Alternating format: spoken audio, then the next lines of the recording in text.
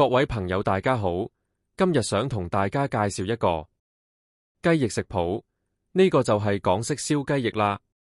秋高氣爽，其實好適合去郊外旅行同燒嘢食嘅。燒嘢食當然唔少得燒雞翼啦，連星爺都話燒雞翼，我鍾意食。坊間其實有好多唔同種類嘅燒雞翼食譜。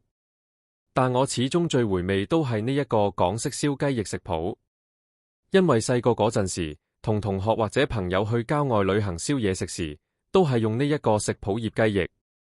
今日就同大家分享，同回味一下傳統燒雞翼嘅味道。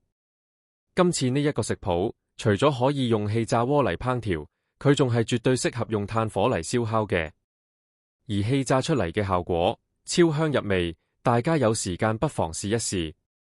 除咗燒雞翼食譜之外，我哋仲有一個蜜汁叉燒食譜，都好適合旅行炭火燒烤嘅。大家可以參考翻我之前嘅視頻。做呢一個港式燒雞翼嘅材料包括有雞中翼454克，大約1磅；豉油1湯匙；李錦記舊裝特級蠔油半湯匙；蒜蓉半湯匙；砂糖半湯匙；廚酒半湯匙，薑蓉半湯匙，油半湯匙，白胡椒粉少許以及蜂蜜1湯匙。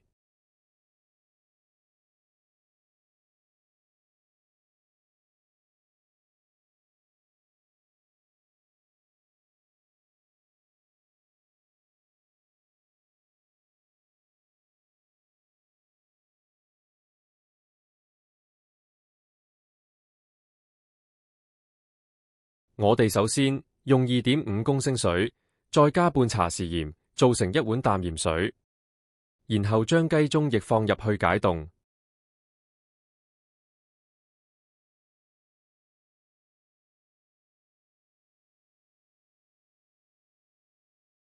雞中翼解凍之後，用清水清洗乾淨，然後再用廚房紙將雞中翼水分印乾。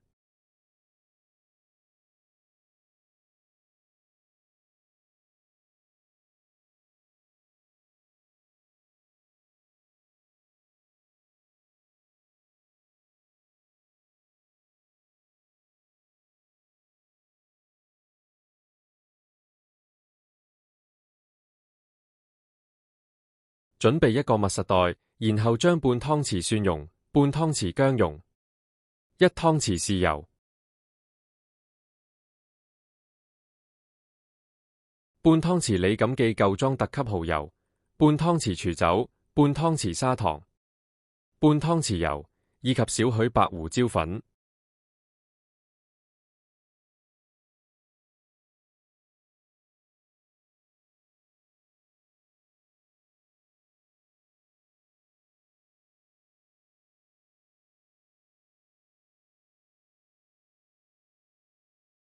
將所有材料撈勻，然後再將雞中翼放入密實袋，同醬料撈勻，然後放入雪櫃醃16個鐘。最理想做法就係將個密實袋打平放，等醃咗8個鐘之後，再將個密實袋反轉放，就會醃得更加均勻同入味。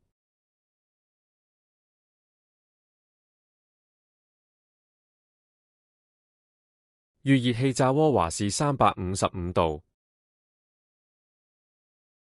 預熱完成後，將醃好嘅雞中翼放入氣炸鍋，總共氣炸14分鐘。當氣炸到7分鐘嗰陣時，我哋要將雞中翼反轉，然後再氣炸多7分鐘。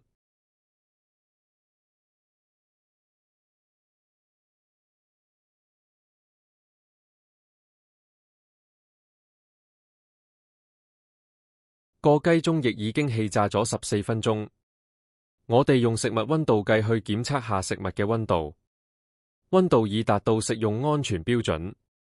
跟住我哋準備1湯匙蜜糖，然後將適量嘅蜜糖搽喺雞中翼上面，然後將氣炸鍋調校到華氏380度，將雞中翼氣炸2分鐘。但有一點要注意，根據加拿大衛生部提供嘅食品安全標準，雞翼要煮到攝氏74度或以上先至可以食得。如果未達到呢個溫度，我哋需要繼續氣炸。大家可以根據返自己所在地嘅衛生部門指引，調整烹調時間。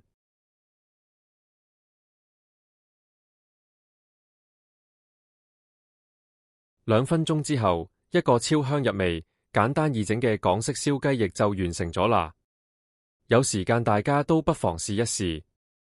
如果大家都喜歡呢一個視頻，請大家留言、分享、按讚同訂閱。我會繼續同大家分享一啲美味嘅食譜。多謝大家收睇，再見。